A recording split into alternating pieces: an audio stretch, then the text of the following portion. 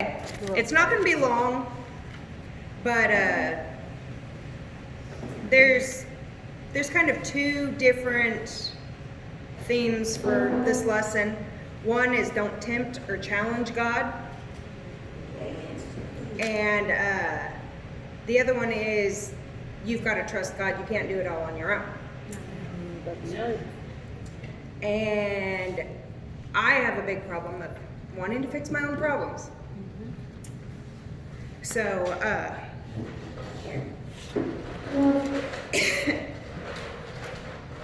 now I relate the word tempt with challenge. And it says, Luke 4:12, and Jesus answering said unto him, it is said, thou shalt not tempt the Lord thy God. Matthew 4:7, Jesus said unto him, it is written again, thou shalt not tempt the Lord thy God. Well, I did. We were always raised in church. Knew God. I was saved 4 years old. I remember my dining room table, or living room table. I remember it. I never had a rough life, a life away from God. We were raised in church. So I always felt, I guess you could say, guilty that so many people had been through so many things, and we had emotional issues, family issues, but nothing, no major trauma, no anything bad. Well, I got married at 18. Was told not to. My parents tried to pay me not to get married. Didn't work. About 5 years later, we had both of our kids. We were doing fine.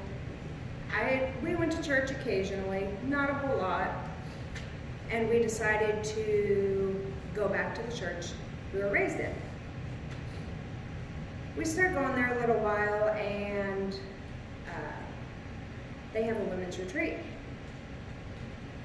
My first thought is, I need a break. I've got 2 kids, I'm home with them all the time. Sure, I'll go. So we went. I went. And I went with a lot of the people I really didn't know anymore, because I had, a lot of people go in and out of the church. But I knew a few people, and when we were there, the lady that was teaching was telling us what she had went through. And she had had a life similar to mine. She was raised in church. She always knew God. She always trusted God. And she told God at one point, she said, try me. But where she did this, she said, try my love for you, because I'm loyal and I won't fall away. And that's what she said. And this is the verse that I remember her saying. Psalm 26:2. Examine me, O Lord, and prove me. Try my reins and my heart. It really touched me. And I thought, I can do that. I thought,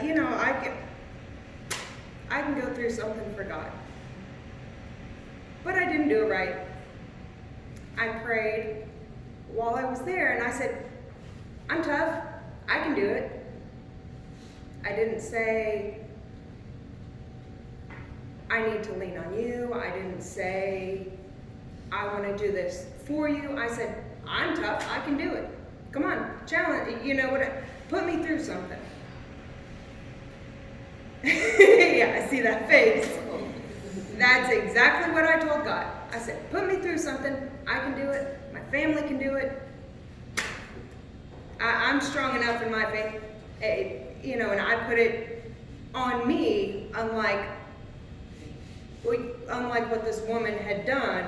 She was trying to get God to examine her heart, and in my head I was doing the same thing that she was, but in my heart it was trying me. So when I got back, and no, I do know there's a time and a season for everything. I know my prayer didn't change anything. God may have taken back the hedge of protection a little bit, to let things happen, but I didn't make things happen. When we got back, the man that had held our family together, my father-in-law, less than a month later, he was diagnosed with cancer. 1 month after that, he was gone. The night of his funeral, Thumper got a DUI. A truck driver with a DUI does not work. At that point, he lost his job, and we slowly lost everything. We lost our motorcycle, we lost our truck, then we lost our house.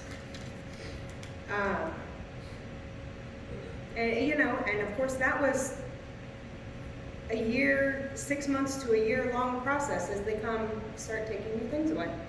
It's not an overnight thing. And the whole time,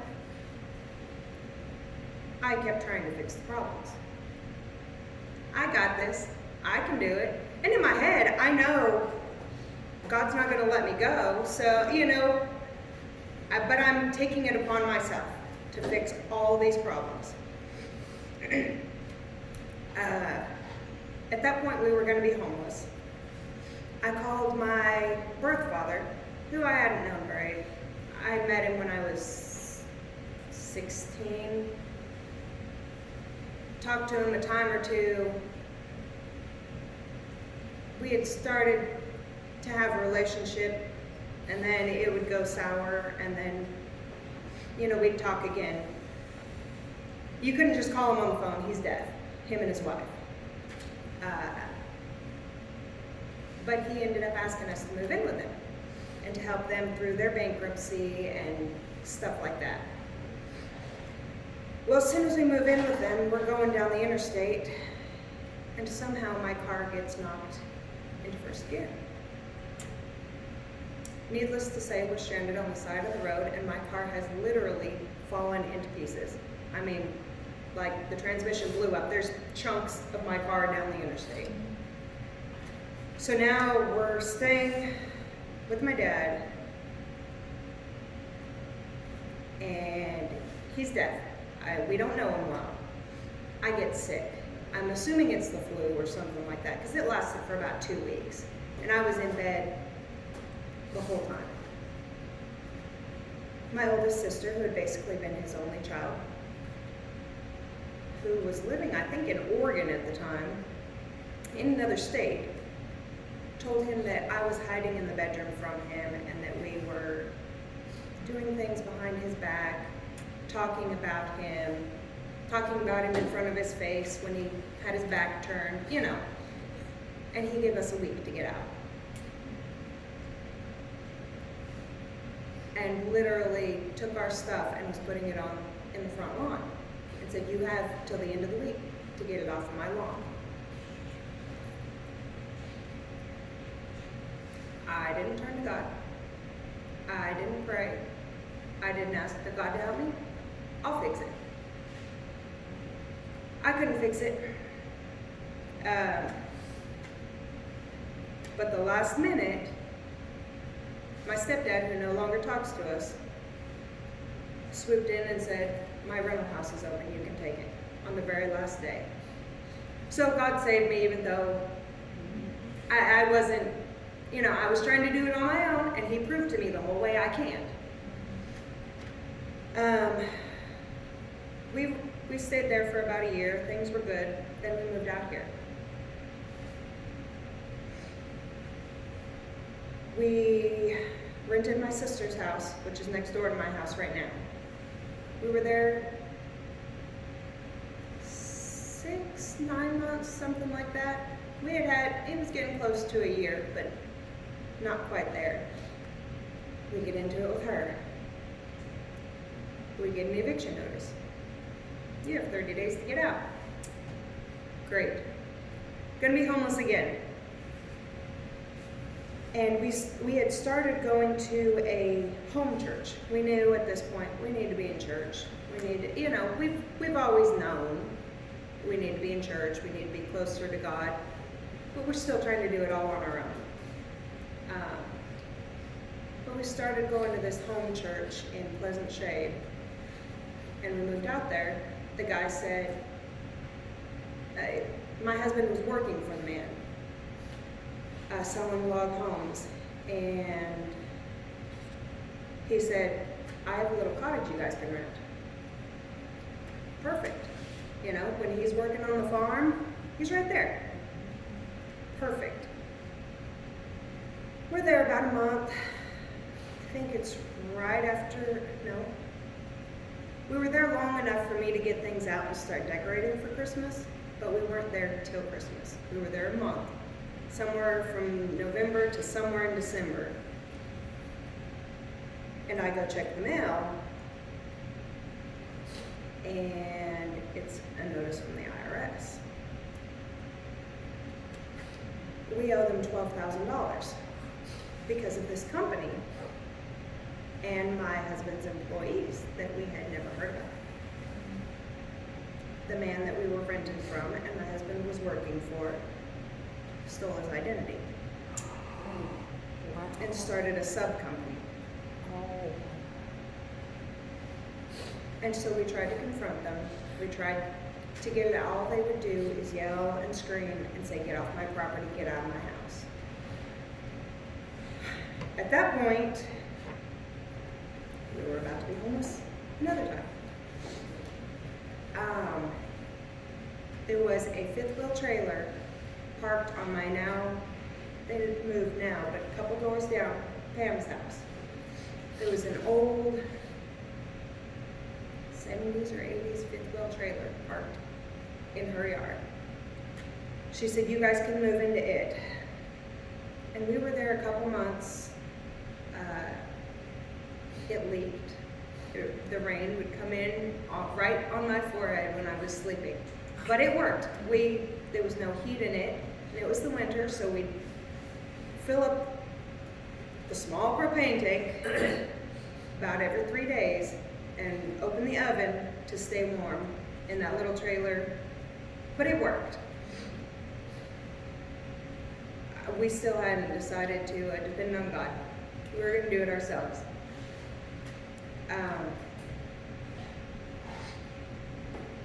Then in March, we were there through Christmas. I think we were in that trailer about 2 or 3 months. And then in March, we moved to Rickman. We got a single wide trailer, rented it. It was a pretty big single wide trailer out in the middle of a field.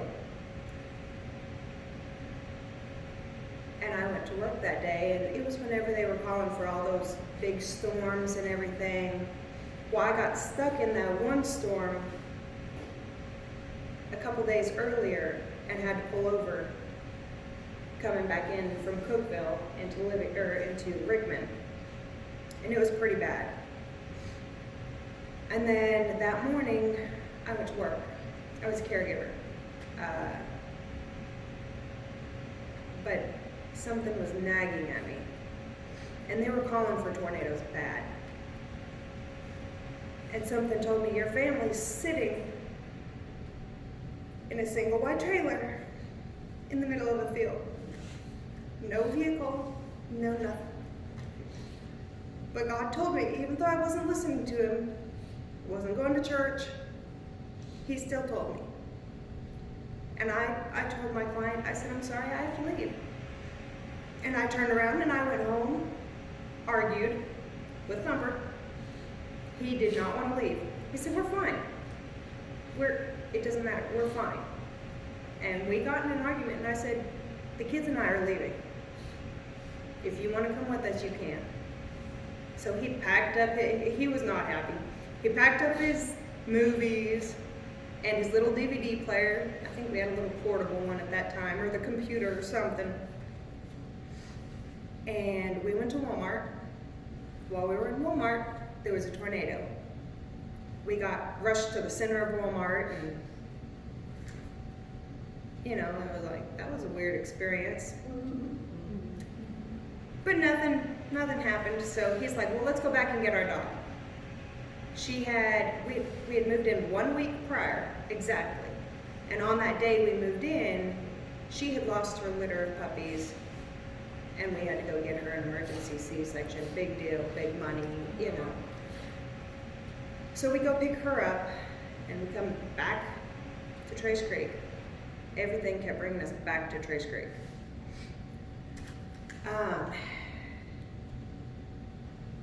And it's 10, 11 o'clock at night. And Thumper's like, let's just go home. I said, no, the storm's not done yet. About 11, we look on the news, and they're calling our road, Hardy's Chapel. And I'm like, okay. He's like, well, it hit our road, but who cares? Let's get the kids, let's go. We argued again. I said, we're leaving the kids, and we'll go check it out.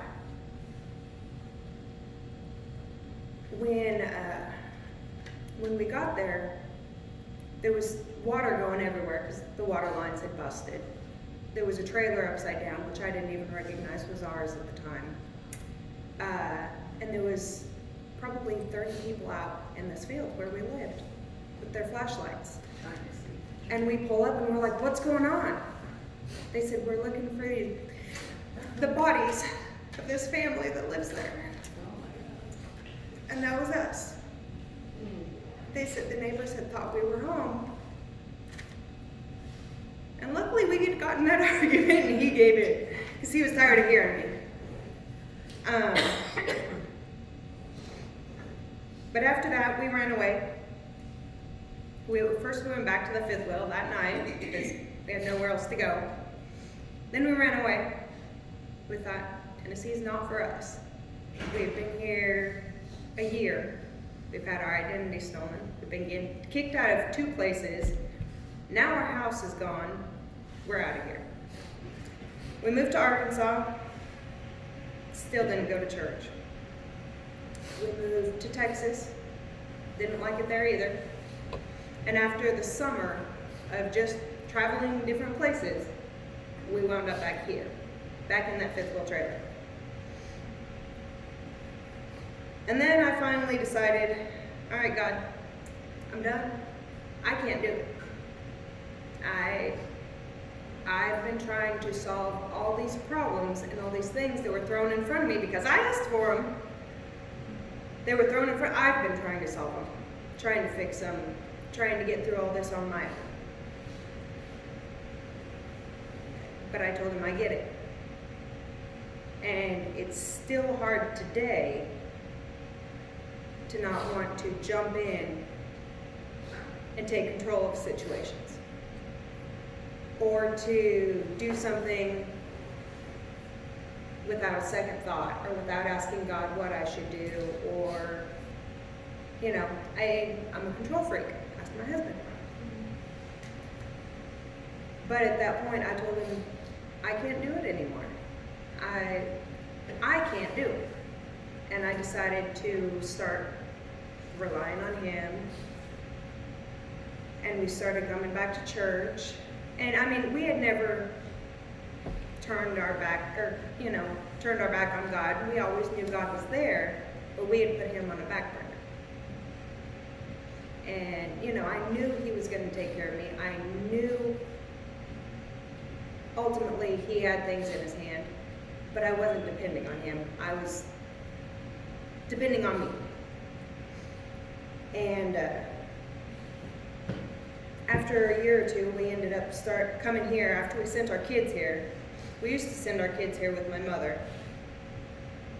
And then she stopped, and then we decided to start coming here. And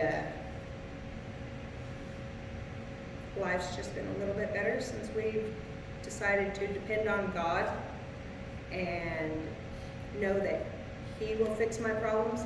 I didn't have to worry about if I was going to have a roof over my head. I didn't have to try to solve job problems, things like that. You know, you have to hand things over to God and let him take care of things and consult God Don't challenge him. Don't tell him to try you because you're strong. It doesn't work well, you know. And that's about it. You say he'll take you at your word? He will. And I always like to say, because, you know, I've done things like that too, but it's just go and do things, and then, whoo, God catches you off guard, and I'm like, you know what? He blesses the ignorant. Yeah, Lord. Yeah. Yeah. And I mean, I struggle with it today, to not make decisions and fix problems, and, you know, I can't go fix your problems. I can pray and let God take care of your problems, but I can't go fix it. It's not my job, it's not my responsibility. I've got to let things go. And how quick are we to offer advice to people that we care about, people that we love, and we're so quick to come in, jump in, and just, we've got the answers. Right. And we're sitting here spouting off without even consulting Mhm. the Lord. Lord, do you want me to give him this advice? Am I supposed to say something here? Everybody does it. No matter, I've learned, people that have been Christians for 60 years, they still, Yeah. He loves us in spite of ourselves. Oh, yeah. Always. Well, that's about all I've got, so. Thank you. That was good. Thank you so much. We're so Hopefully- proud of you, too. I'm so glad that you weren't in that trailer. Yes. Me too. Because if it was up to Thumper, we would have been. But I mean, even looking back, even the tornado was a blessing. You know, you look at the ways you were blessed and God took care of you, even though I wasn't depending on God. I mean, I knew He was going to take care of me, but I was always trying to fix it myself. I didn't want to give in. I don't want to give up that control. Exactly. I can fix it. I'm bound and determined, and I can do whatever I want. It's not quite like that. Doesn't quite work that way. Amen.